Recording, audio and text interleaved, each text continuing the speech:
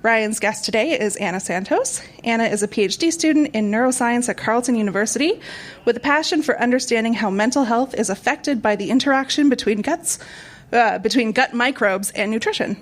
So thank you both, and take it away.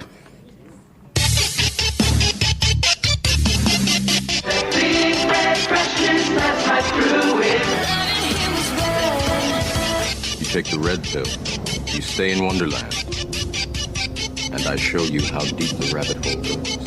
Welcome to Life in Red.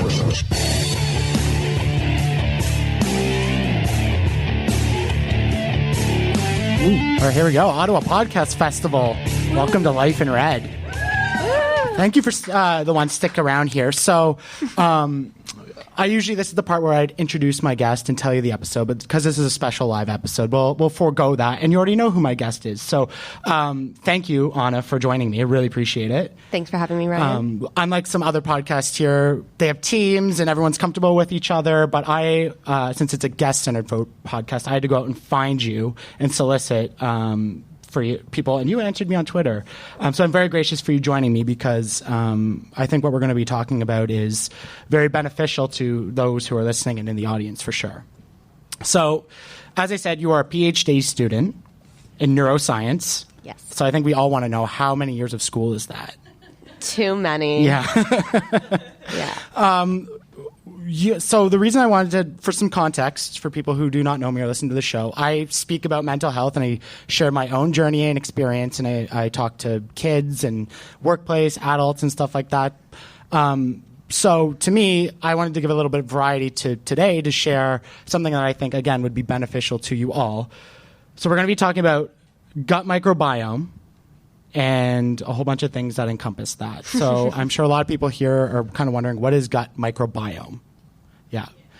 Sounds like a very sciencey word. What is the gut microbiome? So the gut microbiome, and to be clear, you have microbiomes everywhere, in your mouth, in your armpit, behind your knee, and they're all different. So the gut microbiome is what we focus on in our lab and a lot of the other research labs because it has a little bit more of an intimate interaction with your body. So the gut microbiome is a collection of microbes, so bacteria, but not just bacteria, also viruses, archaea, parasites, if you seem to have those, you took a trip somewhere, and all sorts of other microorganisms, so collectively. And it is thought that the microbiome outnumbers our own cells. Used to be by a factor of 10. Now the estimates are closer to a factor of 3. So you really are more microbe than you are human.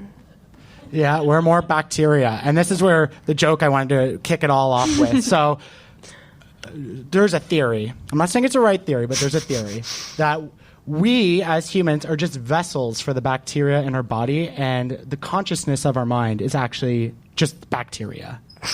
Give me your thoughts on that. You're laughing. Well, we make a joke that it's kind of like, okay, you're the puppet, but who's the puppet master? So the microbiome has been largely ignored since kind of before the 90s is when this really kind of kicked off. But the microbes have been shown to affect so many aspects of our normal behavior, our normal development of our hormone system, our immune system especially, and our nervous system. So if you take the microbes away, who are you? Okay. So antibacterials are bad then? They're super helpful when you have, Right. pathogenic bacteria, or if you need to take like an antibiotic because you're sick. But there is sort of this theory, a lot of people have heard about the hygiene hypothesis. It's kind of morphed now into what we call the old friends hypothesis. So these microbes have been with us since before we were even humans, right? They're on every other living organism as well. And so I completely forgot what your question was. That's okay. Antibacterial. The antibacterial. Yeah. So having a lot of microbes is good because it stimulates your immune system and it makes sure that there's a lot of diversity there. So there's a lot of competition, and pathogenic bacteria don't have as many chances to affect us. So if you're using antimicrobials all the time, you have less stimulation of your immune system, and you also have a higher likelihood of pathogens or opportunistic pathogens, which are just bacteria that are on you all the time, but they don't harm you because they're kind of being inhibited by the good guys.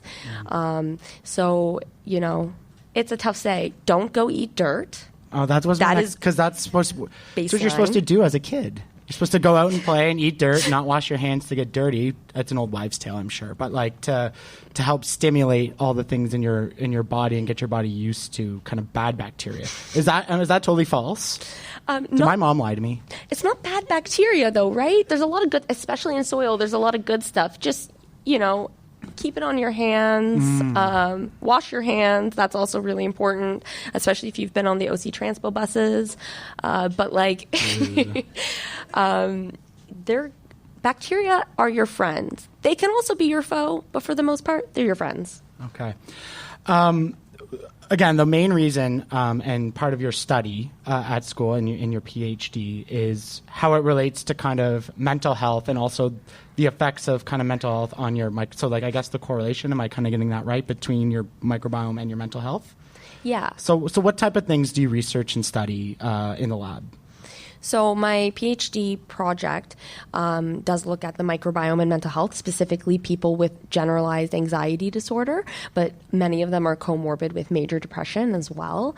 And so the idea here is that your mental health can affect your microbes. The theory is called microbial endocrinology.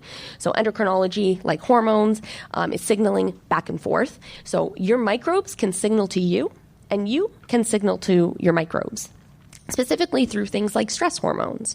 So it is really like a chicken or the egg type situation. We see that in people with mental health disorders like anxiety and depression. Some of the early research that's coming out with humans shows that there are changes and specific sort of changes. So you're having an overgrowth of those sort of opportunistic pathogen bacteria. But did the mental health, whatever happened to you that made you depressed or anxious, cause the changes in the microbiome? Or did something happen to your microbiome that they are then signaling to you and your brain that makes you depressed and anxious, right? Like, which one is really coming first? Mm-hmm. And what are, so far, I mean, that's a huge question and probably a huge part of research. But is there any, kind of leaning on which way so far? Or is it just kind of it's still early stages on that?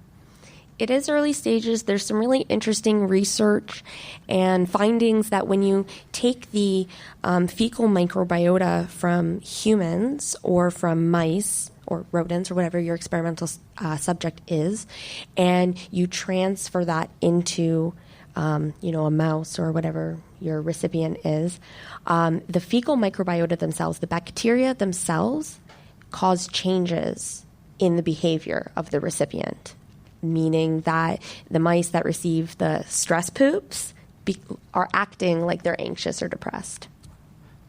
You're giving them stress poops?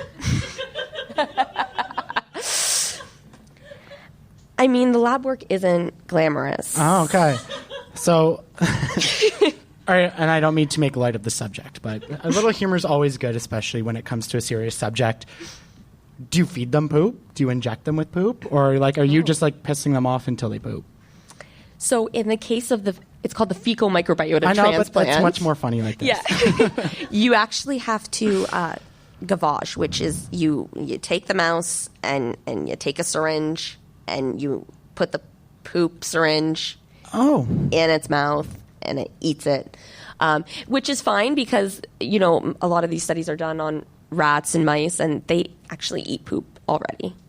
Are we into human testing yet? Human fecal microbiota transplants are a thing.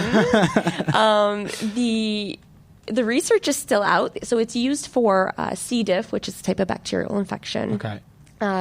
For people who don't respond to multi-antimicrobial therapies. But do not DIY this. And I'm being serious. Please do not ingest somebody else's poop. I feel like it's a joke, but I also need to make that PSA. Yeah. Because there are instructions out there if you Google them. That's the internet for you. Thanks, social media. Okay, so we've already established we have a bunch of bacteria. We're more bacteria than we are human in a way. What types of things, you said it's all around us, but what types of things definitely like directly affect the ones in our gut? What are the types of things as humans that we're doing that, whether it's doing right or doing wrong, that affects this and kind of messes it all up? Right. So the things that can affect your microbiome kind of come from either your biology. So there's certain genetics, and this isn't really well described yet, that may determine what microbes are best in your gut environment. There's also a lot of environmental effects. So we talked about antimicrobials. Obviously, if you're taking antibiotics fairly regularly or compared to somebody who's never taken them, that's going to affect it. All sorts of drugs. The big one is diet. So what you eat, your microbes eat. So what you're feeding, it's kind of like feeding your dog, except there's like trillions of them feeding your dogs.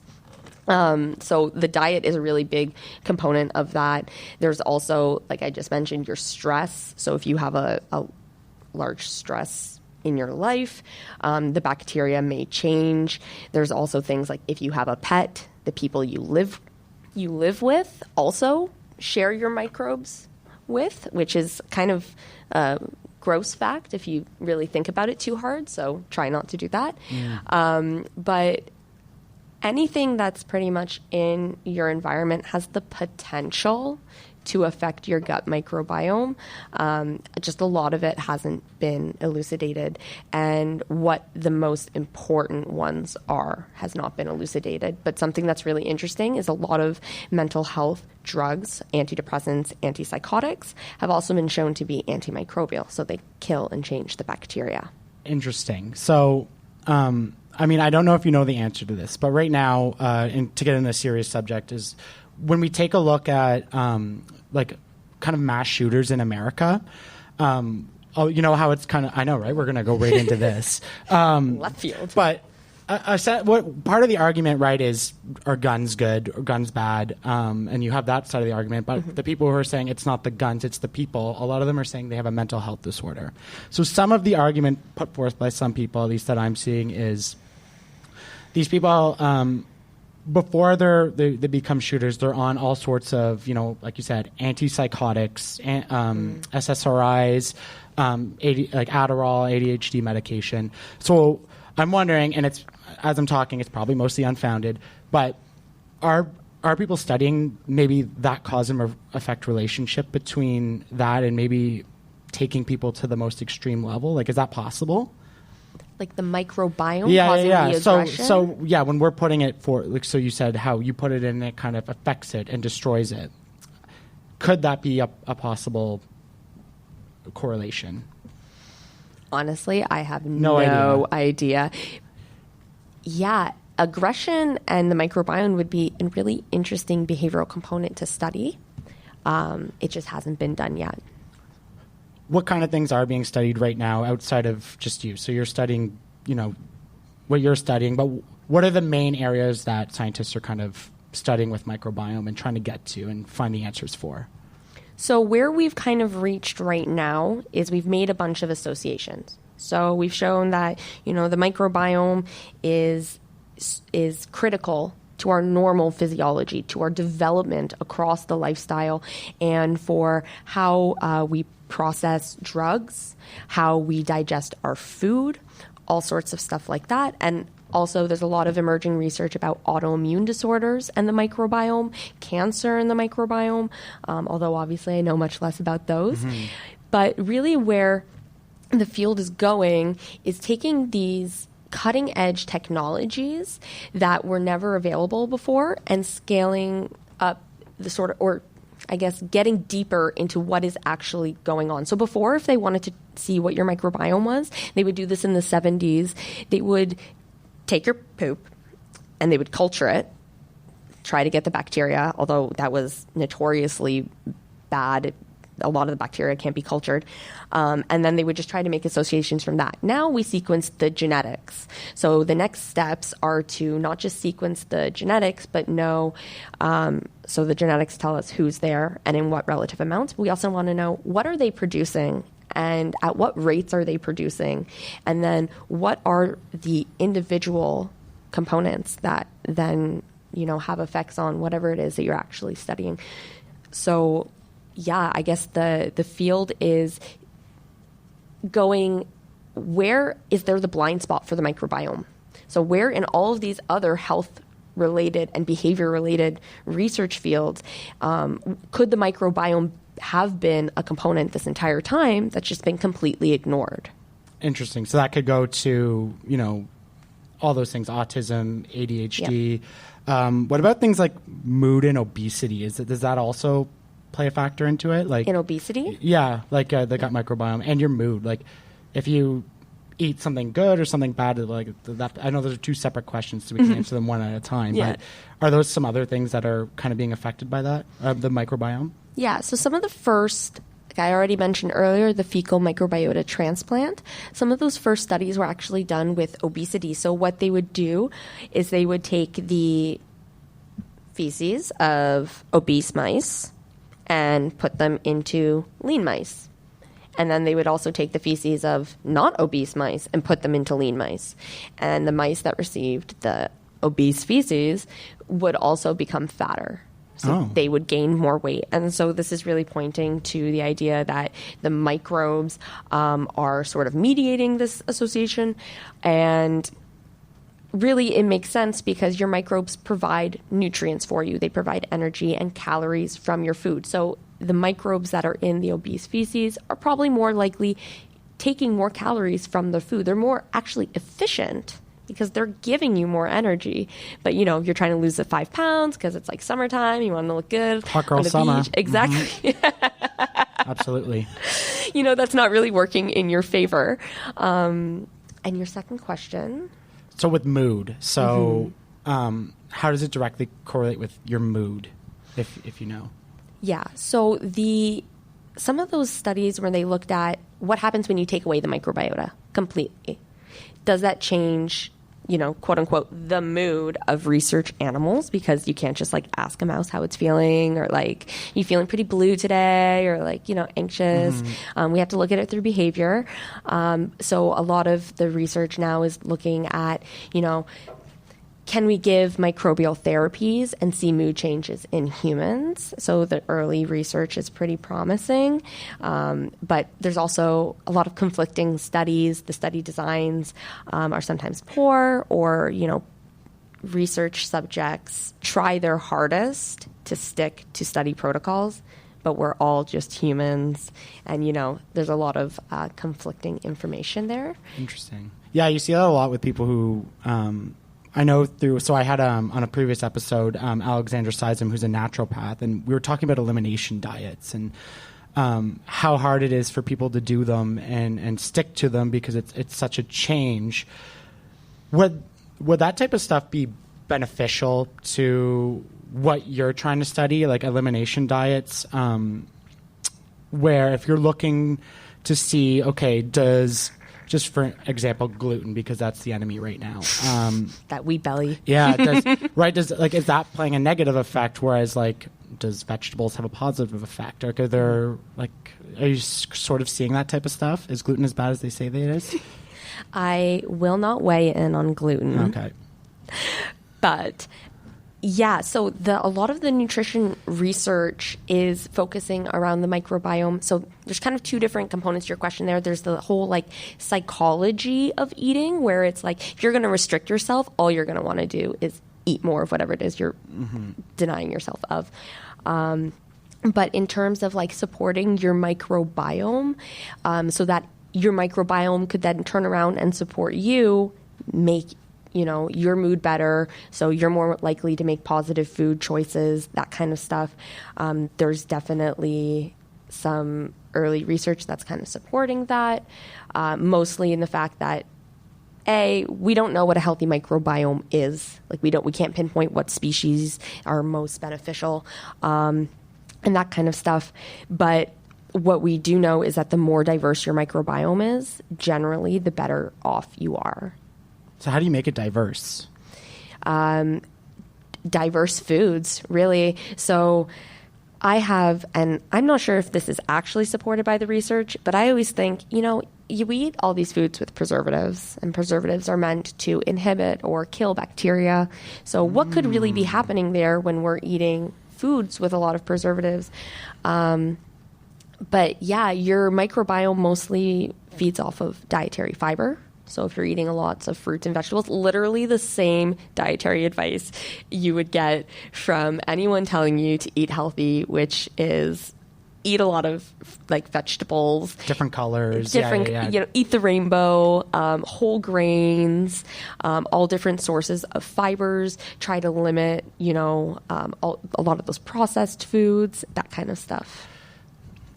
Going off on another tangent, like I did with the school shooting, but I just, as you're talking and then you start putting pieces of the puzzle together, so there could be a variety of reasons why mental health seems to be more prominent today than it was, back whenever. Mm-hmm. So, people talking about it more, people feeling that they can come forward, all those types of things.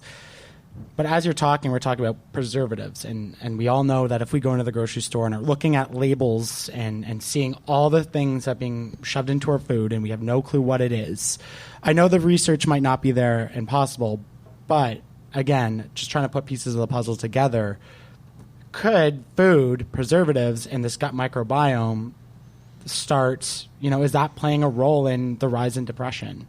Theoretically, I know that has to be studied, and I'm not giving a clear answer here, but it, you know what I mean? Like, is this kind of on the realm of possibilities? Absolutely. So there's this group out of Australia led by Felicia Jacka, and a lot of their research is looking at the epidemiology, so the associations across populations, so large scale, you're involving thousands of participants, and showing that if you have a poor diet, you're more likely to have higher symptoms of depression or anxiety or whatever measures they were looking at. Now, you could say, well, you're depressed, you're anxious, you're probably not eating great. You don't have the motivation to do the things that you want to do in your life, let alone cook a healthy meal. But they took this one step further. They then do dietary interventions to show that, well, if you actually improve these people's diets, their mental health symptoms can also improve. So this is where nutrition research is going to support this, because notoriously nutrition research can be super convoluted. And even within the peer-reviewed stuff that's out there, if you want to find a study that supports whatever hypothesis that you have, it's pretty much out there. So we really need these, both the large scale studies where we're showing the associations, we need to flip it on its head, show that interventions can cause the decrease in symptoms, and then go from there and keep diving in deeper. Like, what is it about changing the diet? So a lot of the dietary interventions that are looked at are Mediterranean type diets, which is just a catch-all for a diet that is high in vegetables, has fruits, good sources of fats, so monounsaturated, polyunsaturated, olive oils, that kind of stuff, and whole grains. Mm-hmm. So, I think I don't want to get you in trouble. So, oh no, you can choose not to answer this, but I'm wondering, because I think a lot of people, and especially on social media, you see on Facebook, God forbid you're reading the comments on Facebook, but so the article will come out, an article will be posted, it's like new study shows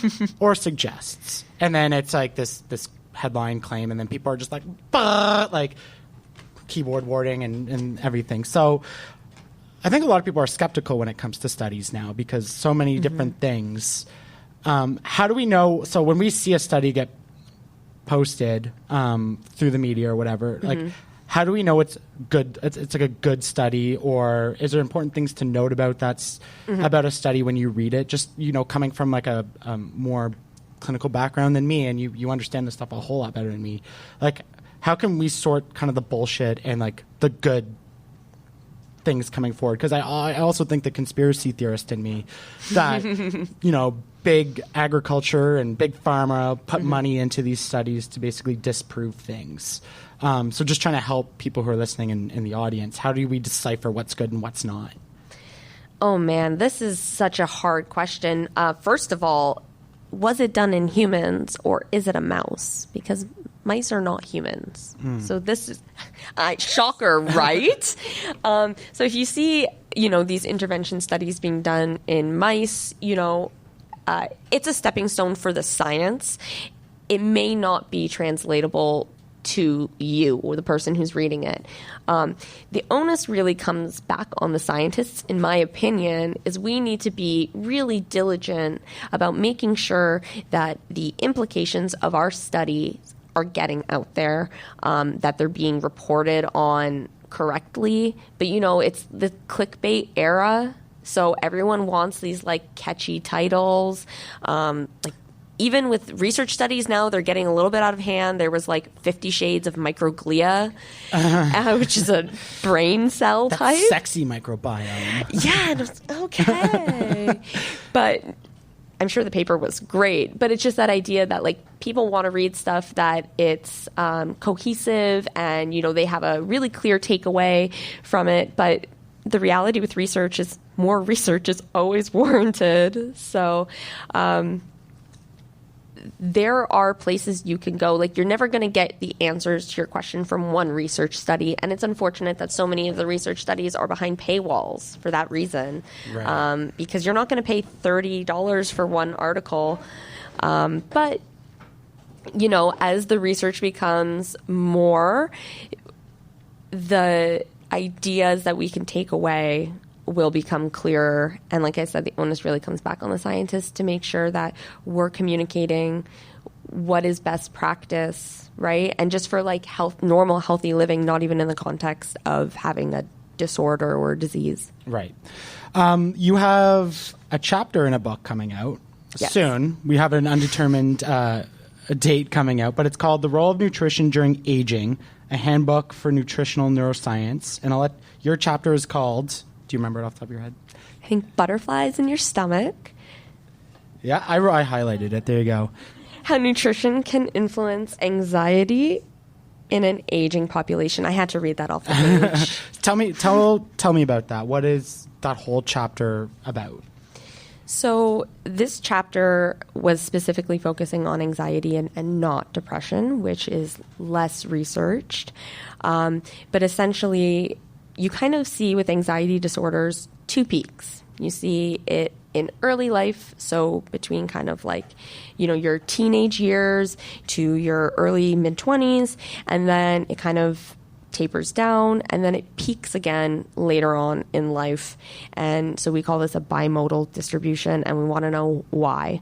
So the sort of basic idea there is that aging is associated with inflammation, which is a hot topic. We call it inflammaging, very catchy. And so the idea is that inflammation can affect anxiety, and your diet can affect your levels of inflammation. So some of this is just through the dietary components themselves, but also through the microbiome. So myself and Natasha Osborne and my supervisor, Marie-Claude Audet, who are the co-authors on the chapter, kind of outline, this is what we believe is going on in terms of aging and anxiety disorders. And this is the different types of research that associate nutrition or malnutrition with influencing these processes. So... Right. Are there different results between men and women from what you've seen in terms of that? What's it called again? Bimodal. Modal. Yeah. Close. Do you know, is there a difference between how men and women deal with that? Yeah. As they get older? Women are overrepresented in anxiety and mood disorders in general. Right. So you're more likely to have an anxiety disorder as a woman. We seem to be more prone to them, probably through our sex hormones, thanks estrogen. But Yeah, and there's sort of interesting research that's coming out now that there's also some genetic components that might make people more likely to be affected by their diet. Okay. So like old people don't eat healthy? Definitely not the case for everyone. But, when you're aging and you're moving through transitional periods, especially if, you've lost a significant other, you're moving into a retirement home or some sort of long-term care facility, your diet is likely to change. And I worked in a retirement home. I saw the diet that they ate. It's a lot less diverse it's less diverse than what I was eating, but that's not a good benchmark to put it at. But definitely if you have diet changes, is the anxiety that you're seeing coming from the life transition? Is it coming from the nutrition changes? Is it both? Likely both. But, we try to isolate what the extent of each.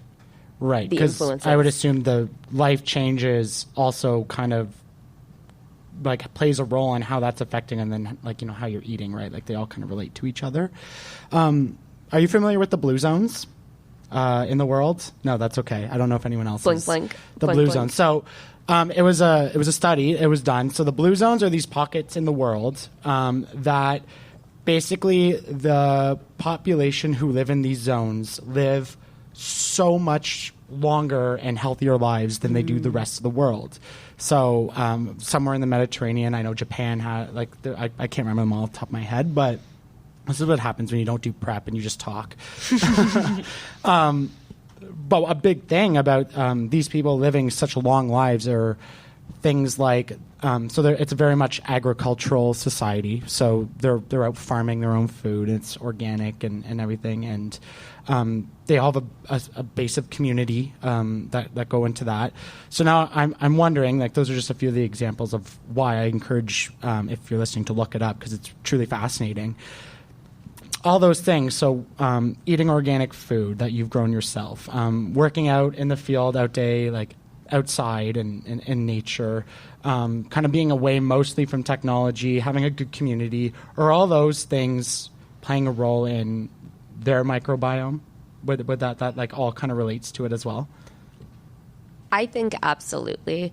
And really this kind of comes back to the basis of my research, which is on stress, right? Stress not only in people with anxiety and mood disorders, but also in regular average people. So the things you just described, having a social community, having, lots of fresh fruits and vegetables readily available, and living, being active, right? All of those things really help to lower those stress levels cumulatively. Right.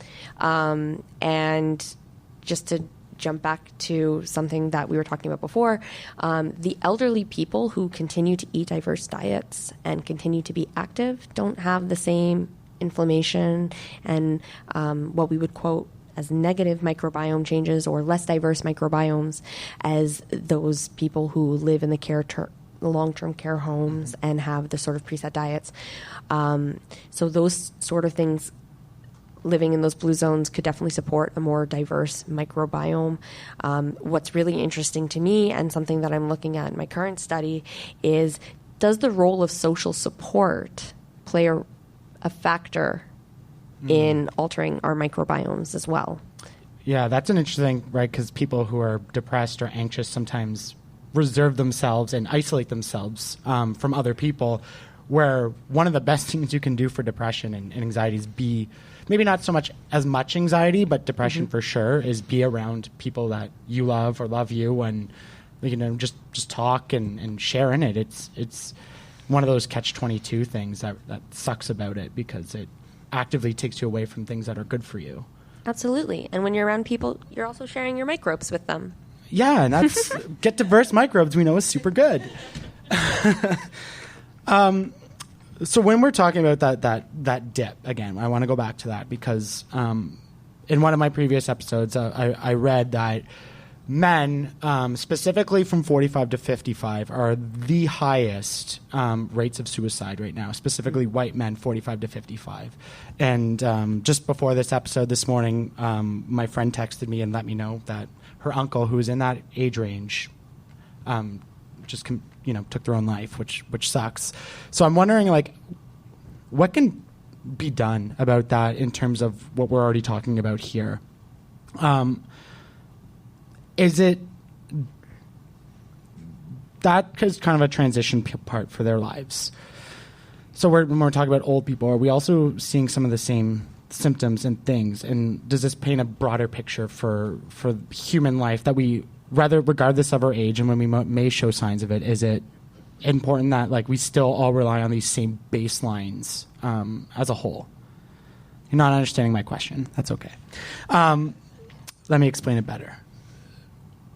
So we were talking about the older population moving in and the effects of their lives changing, also their nutrition, isolating themselves, that type of thing. Mm-hmm. So I'm just, as you tell me about young people. We were just talking about isolating yourself when social community is really, really good for you. When we're talking specifically about, so now I see this problem with men, and this just all happened. I wanted to bring it up because it's important. All these things lead to these same common factors for everybody, regardless of age, income, background, anything like that, that the human nature relies on kind of the same fundamental things for your mental health? I guess that's my question. Is that true for the most part? A long-winded answer. Yeah, no, I definitely believe so. My own personal philosophy is that mental health is like a wheel, right? So for your wheel to be functional, it needs to have all the spokes, right? Mm-hmm. So those spokes include things like social community, like good nutrition, making sure that you're sleeping well, that you have coping mechanisms, that you're dealing with both, your behavioral things that stress you out, right? Like we do things that stress ourselves out. So making sure that you work on being aware of those sort of things. They're all kind of spokes in the wheel. The way that we treat mental health is mostly through the medical model, which is if you're really struggling, you're probably going to go to your doctor, and your doctor may prescribe you pharmaceuticals, which are very much needed. But having a reduction in your symptoms, if you have something else going on in your life, is not going to change those other things going on in your life. Right. And as that wheel is kind of like a default setting for all humans for the most part, right? Like we all kind of have the same wheel and we all kind of need the same things to make sure that, to have the most positive influence on our mental health. I guess that was what I was trying to get at. Do we all kind of have that same wheel for the most part? Yeah, absolutely. Because everyone has mental health the same way that they have physical health. Right. So when it comes to curating mental wellness, everybody needs to make sure that they're meeting their basic emotional, physical, spiritual needs that they have, social needs, those sort of things, whether or not you have a disorder or an illness. What kind of role does exercise play, like specifically exercise? I'm not talking about necessarily, going out gardening and all those things, but like that, when we're talking more traditional exercise, hour in the gym or going for a run, weightlifting, what types of things, how does that affect what's going on in your stomach in terms of the biome and stress and mental health and everything like that? That's super exciting, actually, because it's not really looked at a bunch, although our lab is looking to start some animal research looking at the effects of exercise on the gut microbiome, so stay tuned, I guess. Okay. But exercise has a lot of benefits on mental health, whether it's reducing stress, reducing inflammation, giving you a sense of accomplishment. Again, it really goes back to those different pillars where exercise is affecting your biology, it's affecting your psychology, how you think about yourself, and probably also your social sphere, the people because you're exercising, or you feel more confident, so you go out, all those sort of things, which are generally positive in your life and help you live a happy life where you can support your own mental wellness. Mm-hmm. Oh, excuse me. You mentioned when we were talking on the phone, because like I said, we've never met before, so No. trying to see if there's chemistry to stretch out an hour sometimes can be interesting. You mentioned you went to Venice. Yes. And that was for like a research conference or something on this subject, or? So it was a condensed course Okay. on the microbiome, brain, and behavior, because as it stands, like I said, a lot of this research is very new-ish within the last couple decades. So the sort of leaders in the field, the people who have done the most seminal and impactful work on showing that the microbiome specifically affects our behavior, our mood, was put on. So Dr. John Cryan, Dr. Jane Foster, and Dr. Rochelle Diaz-Hedgetts, and I'm not sure if I'm saying that right, so I'm sorry if she's listening to this and I've just butchered her last name. So they were put on this course where it's pretty much a week long, and you had, all day lectures and workshops about this, because it's not really being taught in universities right now as like courses. So now a lot of courses are just starting to integrate the fact that, oh, hey, we have this bioreactor of microbes that is always doing stuff for us. We should probably integrate this into our, hormones classes or classes on toxicology, because the microbiome has a huge effect on those things. Okay. How'd you fall into this? I don't think anyone, when you're 9 years old saying, I want to study guts, for lack of a better term. Like what, if you don't mind sharing or share to an extent, like what got you into this field of study? So I was always interested in food and nutrition because I became a vegetarian at a really young age. I was 13 or 14. So I was always like, oh yeah, food has such an impact over our health. So my minor when I started at Carleton University was in food science and nutrition. And then I took a course on stress and mental health.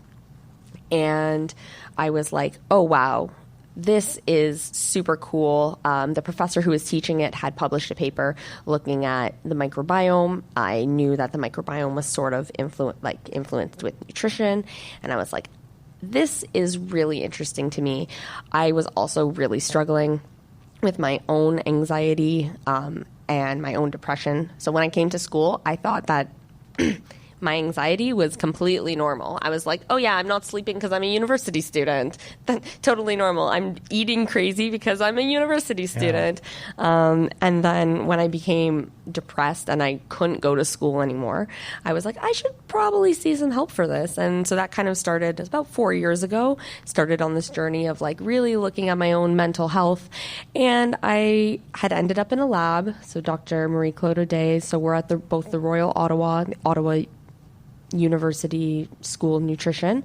And I was like, I really want to study this, which was, in all honesty, a terrible idea, because I was researching exactly what was wrong with me, depression and anxiety. And I was having anxiety attacks and feeling super unmotivated to theoretically look at all of the things that were going on in my own life. But I'm pretty headstrong, very stubborn. So I was like, you know what? No, we're gonna push through this. We're gonna, get better at studying all of this stuff. And it's so interesting, the idea that your microbes, things that are on like this table, in this glass, all these sort of things can have an effect on your brain. It's just, I geek out about it so much. So it definitely helps keep the passion burning, even when, my own mental health isn't always on point. Right. So what types of things do you do personally? You know all the stuff about it. There's stuff we're never going to be able to touch on within 55 minutes to an hour because it's such a vast topic. What type of things do you do personally that seems to work for you when you're thinking about, okay, is this going to play a good role for me? It's a bad role for me. Like what do you live with? So I've definitely integrated, like I am my own guinea pig, which is great because I have access to all these published studies. So I put myself through some questionable things sometimes. Like poop. Like poop. I never thought I would be at a point in my life where I would be so pleased to have a filing cabinet full of human poop. Oh. But I am.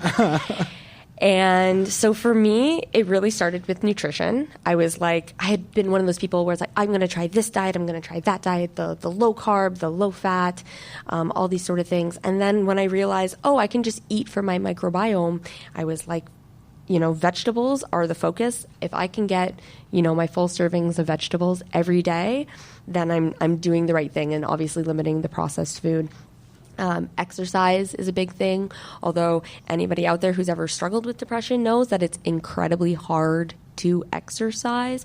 So even just walking, like I was just like, okay, I'm just going to walk to school every single day. That's an hour.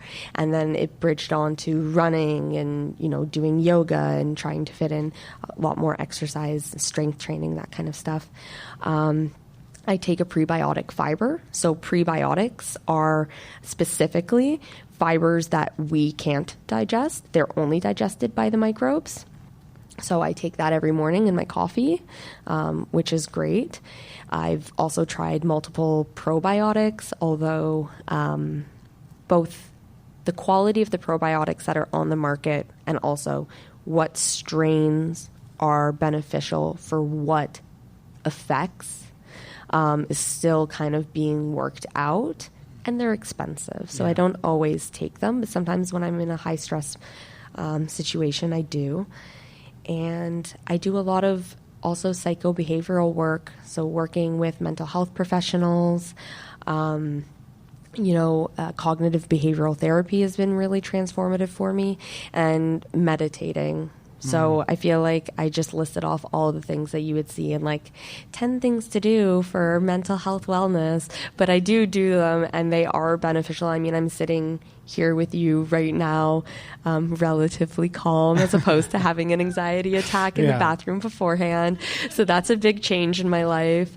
But yeah. That's funny because I'm very much the same thing. And the whole reason I started this podcast is because for me, learning seems to be very motivating to me. Absolutely. And I really like, I didn't want it to be about me. I wanted to learn from people. And I do all those things that you say too. I don't meditate. I've tried it and I just haven't got there yet. Mm-hmm. But it's so funny that to hear someone who's at least related to the field, like the things on the internet, usually again, those 10 things aren't necessarily wrong. Mm-hmm. And I don't think it should be seen as goofy or either. Like, like the exercise, the nutrition, the yoga, because you need that spiritual connection. I'm glad you brought up the prebiotic and probiotic, because I was going to ask you that, because on one of my last episodes with my naturopath, I was like, I take probiotics. She's like, you don't? Like, no, don't. There's no point. I'm like, oh, man. But Google told me I should. So now I'm going to do prebiotics, and now that you're on the line for that. So we're gonna see if that works. Because, as I said in the introduction, I speak about it, and I don't speak about like what you're doing about research or anything, and I don't give advice. It's just, here's what I've struggled with, here's what I do, here seems what to work, here's what doesn't work. And people take it, and all those things kind of fall under the realm of what I'm trying to do with my life. So I'm glad to hear at least someone who's a lot smarter than I am is also trying these things and seeing what sticks. We're almost out of time here. We've got about 5 minutes left, so that's pretty good.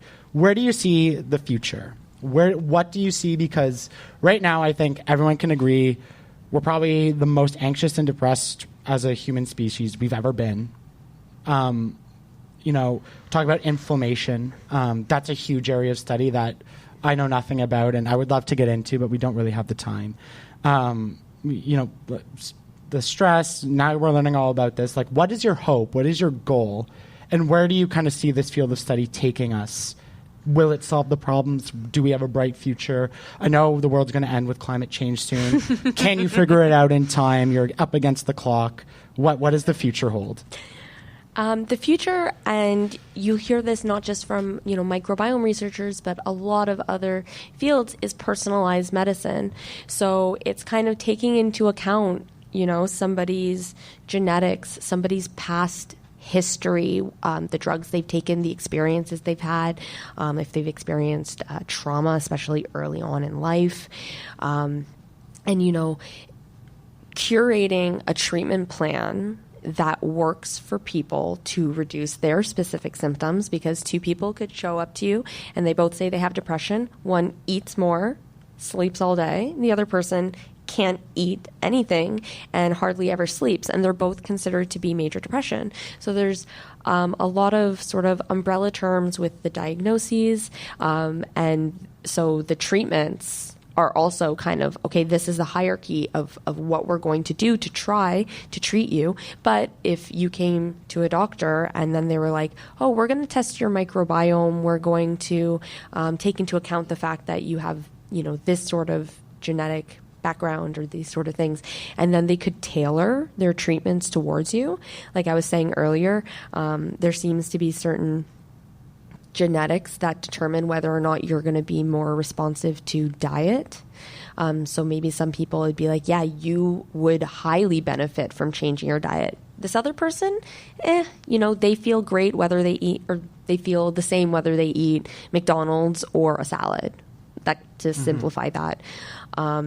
For the microbiome research, I'd love to see it be used as a biomarker, so we can be like, yeah, you do have this disorder based on these changes. And then it's so easy to sample people's poop. Like, you're just getting rid of it all the time, right? So should I start collecting it? Like, just for my, No. My girlfriend? Okay, what about my girlfriend? Should she? I mean, if you guys would like to participate in our research study, we are still recruiting. Oh, geez, okay. So I will take your poop for you. Weird, okay. But yeah, the idea that if maybe when you're in remission from a disorder, you then also see that reflected in the microbiome, that would be really awesome as well, because your microbiome is sort of reflecting what's going on inside of you. So what food you're eating, what drugs you're taking, if you're really stressed. So if we could nail down exactly what those changes are, there's a world of possibility for less invasive treatments. I don't know if you're on Tinder or anything, but that would be a great bio. I'll take your poop. Just saying. Would that not be... She's going to get a lot. Yeah. I agree. Really weird matches indeed. Where can people find your work if they can yet? Website, anything like social media, publishing? Nothing quite there yet?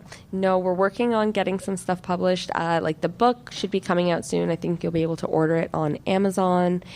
You can follow me on Twitter at @ADS_bunny. Post mostly about science stuff, political stuff, how it kind of intersects. Because that's, even for the microbiome, it intersects with your life, right? And just, I guess, as like a note, the best way to make these changes to support your mental wellness is to integrate it into your life, right? And make it sort of, like you said, you wanted to hear from people, you wanted to be more social, you wanted to do these things to help yourself. If you integrate it, it's a great way to do that. I do that by fermenting a lot of food. I'm obsessed with microbes. Oh, my roommate used to make kefir. Ugh. No, not a chance. I feel like my kombucha would change your mind. Okay, we're going to talk after for sure. You can follow us, Facebook and Instagram at Life in Red Podcast, Twitter at Life in Red Pod, and lifeinredpodcast.com. Ana Santos, thank you so much for doing this with me. I really, really appreciate it, and awesome. I look forward to seeing where your work takes the rest of the world. Thank you. Thanks for being such a gracious host, Ryan.